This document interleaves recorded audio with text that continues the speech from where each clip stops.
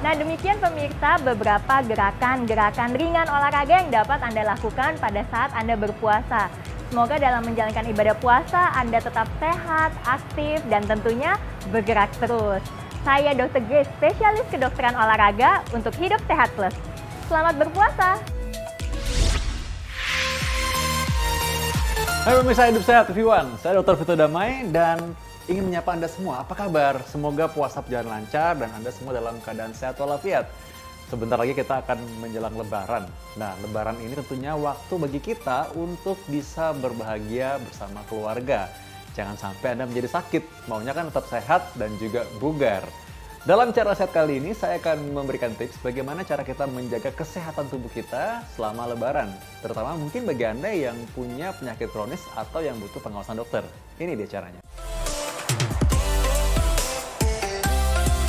Yang pertama, bagi Anda yang mungkin punya penyakit kronis dan dalam pengobatan atau pengawasan dokter, Anda boleh untuk cek ulang obat-obat apa saja yang Anda harus rutin minum sehingga punya persiapan.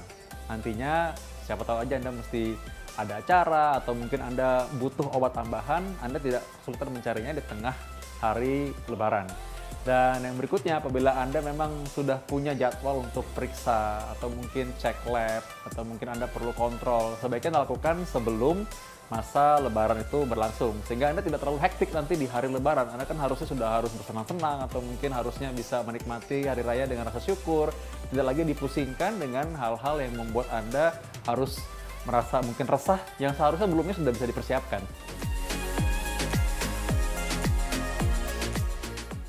Yang kedua, bagi Anda yang merasa saat ini sehat-sehat saja, nah jangan coba-coba.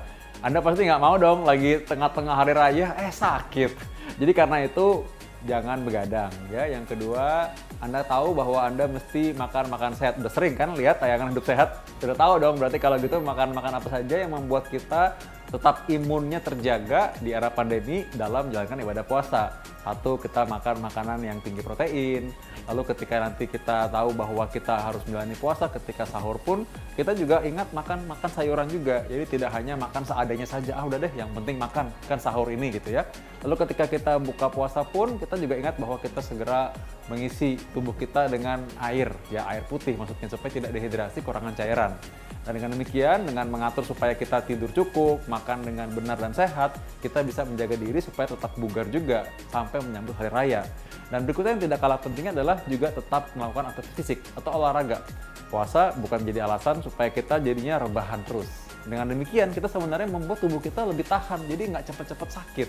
Ingat sekali lagi bahwa kita menghadapi hari raya ini, Lebaran maunya tetap sehat dan bugar.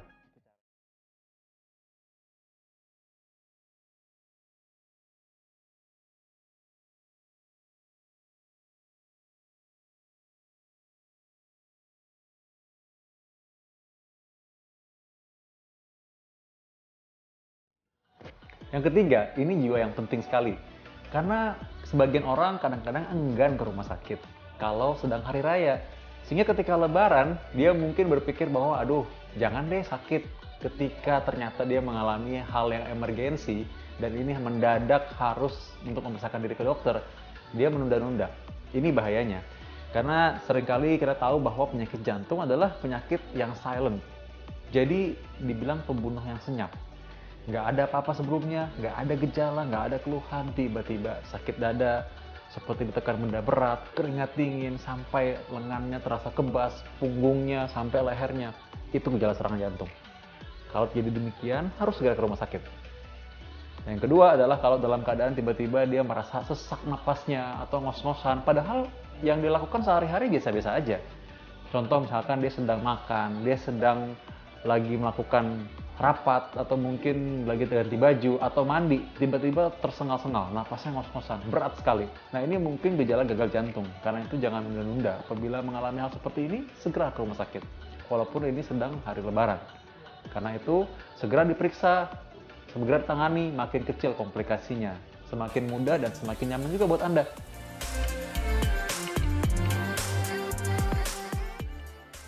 Nah sekarang gimana caranya Anda memeriksakan diri secara mandiri? Anda sendiri nih yang periksa dan Anda tahu kondisi Anda, apakah Anda butuh segera perhatian medis apa tidak.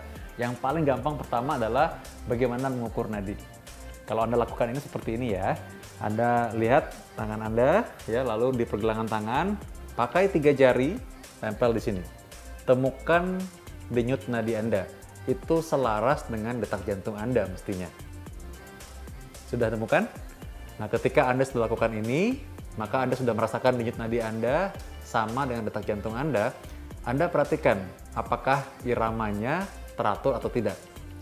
Anda boleh melihat jam dinding atau Anda melihat jam yang ada jarumnya supaya Anda menentukan selama 60 detik berapa jumlah denyut nadi yang bisa Anda hitung di sini. Harusnya normalnya antara 60 sampai 100 kali per menit. Namun rata-rata orang akan mempunyai denyut nadi sekitar 80 atau 70 kali per menit tergantung aktivitas fisiknya. Apabila Anda seorang atlet atau Anda seorang yang rajin berolahraga, mungkin Anda mempunyai denyut nadi kira-kira 55, 60 kali kalau Anda dalam keadaan istirahat atau diam saja. Nah, kalau misalkan iramanya mulai berubah, contoh, ketika Anda meraba ini, ternyata ada denyut nadi yang tidak teratur, maka Anda harus tahu bahwa itu mungkin suatu aritmia atau gangguan irama jantung, atau bisa dikatakan korslet jantungnya. Anda sebaiknya juga punya alat pengukur tensi di rumah, terutama bagi Anda yang mungkin punya tekanan darah tinggi atau punya kondisi jantung tertentu yang butuh perhatian. Sangat membantu bagi Anda sendiri dan juga nantinya untuk dokter ketika Anda punya riwayat tekanan darah Anda sendiri. Dan zaman sekarang ini tekanan darah itu bisa diukur sekalian juga dengan mengukur detak jantung Anda apabila Anda punya alat otomatis tersebut. Caranya mudah, ada instruksinya dan Anda bisa menaruhnya di lengan Anda.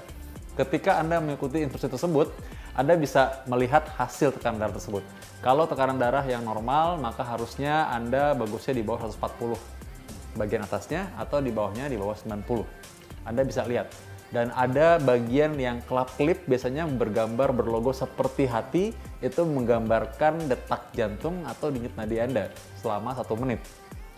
Nah, jadi kalau misalkan Anda melihat tekanan darah Anda tinggi sekali mendadak di atas 160 atau terlalu rendah malah di bawah 90, maka Anda mungkin perlu mendapatkan perhatian medis. Apalagi jika Anda merasa pusing, merasa lemas, atau merasa tidak seperti biasanya, tidak nyaman.